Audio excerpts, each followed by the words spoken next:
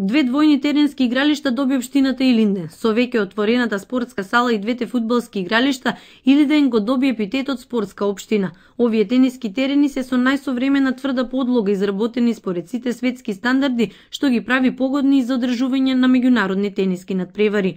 Новоизградените игралишта се дел од владиниот проект за изградба на 100 тениски игралишта, што се реализира во соработка со Агенцијата за млади и спорт. Со нашите инвестиции и нашата посветеност, ние сме секогаш присутни помеѓу спортистите, меѓу младите и меѓу граѓаните.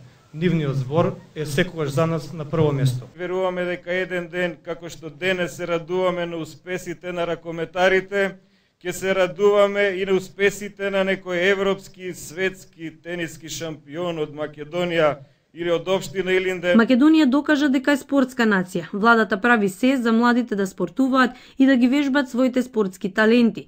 На тоа поле, заедно со ограначалниците, работи и на подготвување терени и едукација за новите генерации македонски спортисти и репрезентативци. Од оваа учебна година во Средното физкултурно училиште во Скопје ќе започне како пилот проект прва година Академија за фудбал, Академија за кошарка и Академија за ракомет.